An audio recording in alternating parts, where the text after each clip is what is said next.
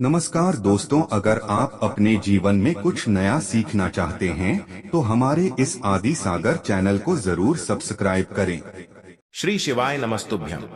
हर हर महादेव। दोस्तों, आप सभी लोग जानते हैं कि 6 सितंबर 2024 को पड़ रही शुक्रवार हरतालिका तीज। दोस्तों, यह जो शुक्रवार है भाद्रपद महीने में पड़ने वाला सबसे बड़ा शुक्रवार है, क्योंकि यह भाद्रपद माह के दिनों में पड़ रहा है, जिसका बहुत ही बड़ा और विशेष महत्व होता है। और ऐसा दिन पूरे साल में सिर्फ एक ही बार आता है। और दोस्तों, आप सभी लोग जानते हो कि शुक्रवार का अगर सबसे बड़ा कोई उपाय है तो वह एक छुटकी हल्दी वाला उपाय है। तो दोस्तों, इस शुक्रवार की तृतीया तिथि के दिन आप लोगों को इस एक छुटकी हल्दी वाले उपाय को जरूर करना है। बहुत सारे लोग होंगे जिन लोगों ने इस उपाय को ना किया हो, मतलब पूरा साल निकल गया, उन्होंने किसी भी दिन इस एक छुटकी हल्दी वाला उपाय को ना किया हो। पर दोस्तों, आपके पास एक आखिरी मौका बचा हुआ है, जो कि 6 सितंबर के दिन है। तो इस दिन आप लोगों को इस वाले उपाय को जरूर कर लेना है, भले ही आपने पूरे साल भर इस उपाय को ना किया हो।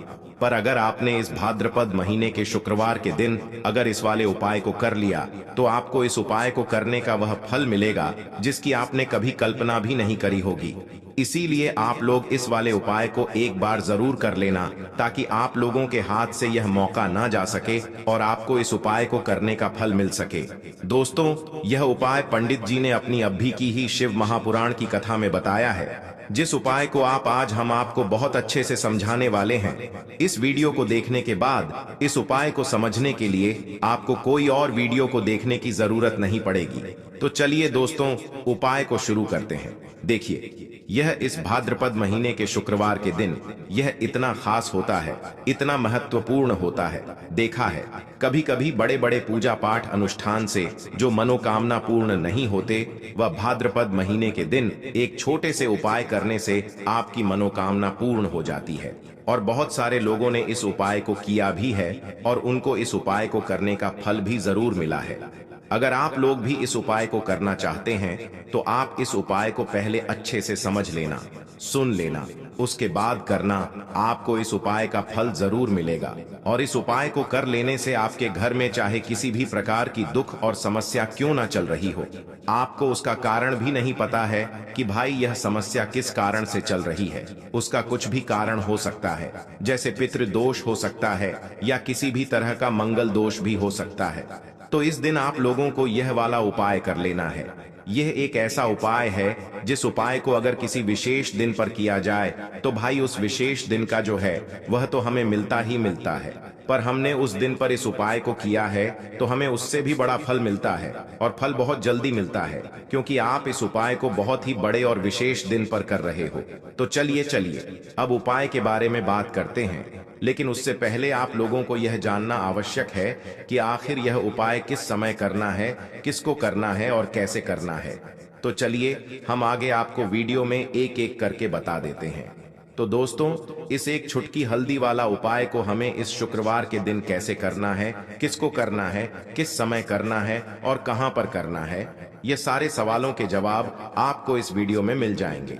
और जो ये वीडियो देखेगा भाई, उसको एक छुटकी हल्दी वाला उपाय जरूर करना चाहिए, क्योंकि इस दिन हल्दी का भी बहुत ही बड़ा और विशेष महत्व होता है।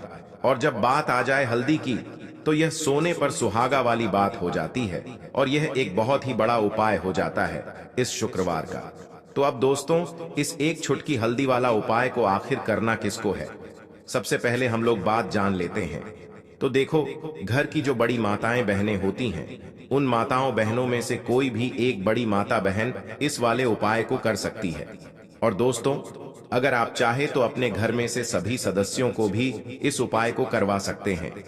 अगर किसी व्यक्ति की खुद की कोई मनोकामना है, खुद की कोई दुख और परेशानी है जो कि वह अपने लिए ही करना चाहता है, इस वाले उपाय को तो वह खुद अपने लिए भी कर सकता है।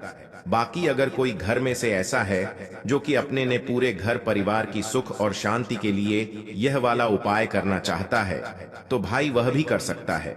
उसमें भी कोई दिक्कत वाली बात नहीं है।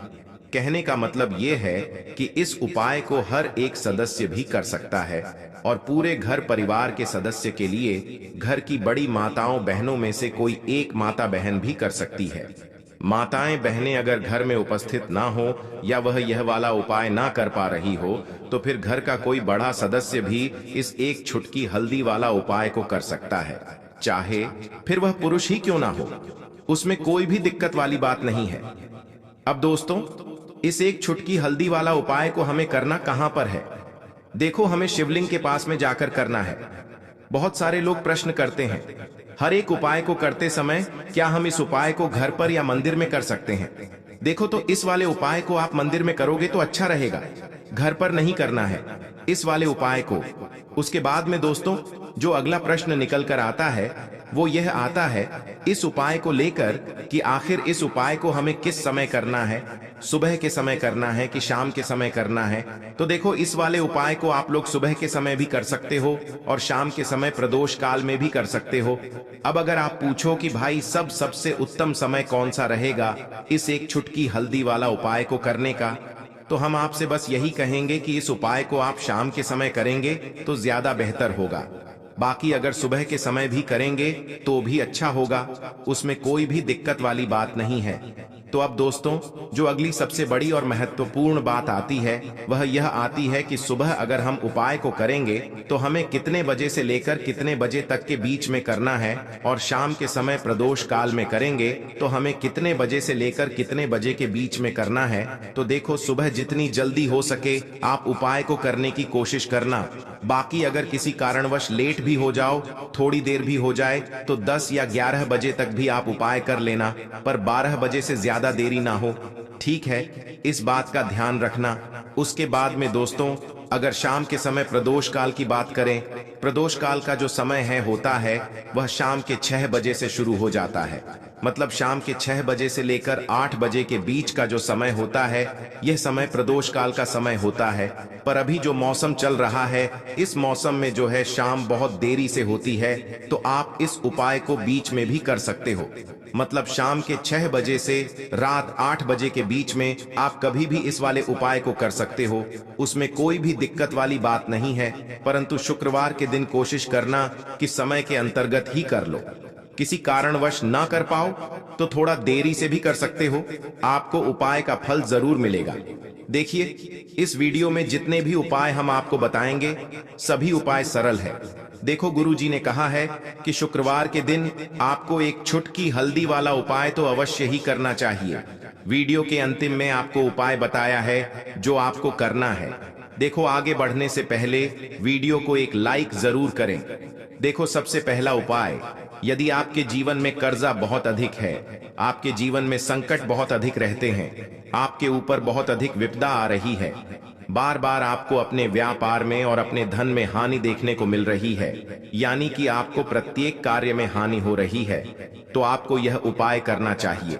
तो चलिए जानते हैं इस विशेष उपाय के बारे में। लेकिन उससे पहले एक प्रार्थना है, अगर आप चैनल पर नए हैं तो कृपया चैनल को सब्सक्राइब अवश्य कर लें। देखिए, यह वीडियो बहुत ही ध्यान से सुनिए, क्योंकि इस वीडियो में जो उपाय आपको बताए जाए वह आपको भाद्रपद मास में पड़ने वाली शुक्रवार की तृतीया तिथि में ही करने हैं। इस तृतीया तिथि में अगर हम लोग यह उपाय कर लेते हैं, तत्व पूज्य गुरुजी ने अपनी शिव महापुराण की कथा में कहा कि आपके जीवन से इन सारी समस्याओं का अंत हो जाएगा और आपको भी धन धान्य की प्राप्ति होगी। देखिए, सबसे पहले आप इस शुक्रवार को एक कार्य करेंगे। आप सुबह जब भी उठेंगे तो अपने स्नान वाले जल में थोड़ी सी हल्दी जरूर मिला लेंगे। आप सभी जानते हैं कि सावन का महीना चल रहा है और यह महीना समर्पित होता है भगवान महादेव को, माता लक्ष्मी को और माता तुलसी जी को। इसलिए अगर आप हल्दी वाले जल से स्नान करते हैं तो पूज्य गुरु जी ने कहा कि इससे आपका दुर्भाग्य समाप्त होता है, आपकी रूठी हुई किस्मत जागती है और आपके भी सौभाग्य में वृद्धि होती है और आपका गुरु ग्रह मजबूत होता है। अब जानते हैं गुरु जी द्वारा बताए गए पहले खास उपाय के बारे में। इस उपाय के लिए आपको 2 हरी इलायची ले लेनी है। फिर इसी के साथ साथ आपको ले लेना है एक दीपक। दीपक आप मिट्टी का भी ले सकते हैं, और आप अपने घर पर अगर आटा मढ़कर उसका दीपक बनाते हैं तो उसका भी दीपक आप तैयार कर सकते हैं। इस दीपक में आपको घी का इस्तेमाल करना है और साथ ही साथ लंबी रुई की बत्ती का प्रयोग करना है। देखिए, इस उपाय को बहुत ही ध्यान से समझिए, क्योंकि यह उई महादेव को भी बहुत प्रिय है और माता लक्ष्मी को भी बहुत प्रिय है। देखिए, अब सबसे पहले आप एक काम करेंगे, आप यह दीपक लेकर अपने घर के मंदिर के सामने पहुंच जाएंगे। आपके घर के मंदिर में माता लक्ष्मी की अगर कोई फोटो है, कोई प्रतिमा है, या फिर आपकी कुलदेवी की कोई फोटो है, कोई प्रतिमा है, या फिर माता रानी के किसी भी स्वरूप की कोई फोटो है, तो उनके सामने आपको यह उपाय करना है। आधा उपाय आप अपने घर के मंदिर में करेंगे और आधा शिवालय में जाकर करेंगे। इसलिए आपको यह उपाय बहुत ही ध्यान से समझना है।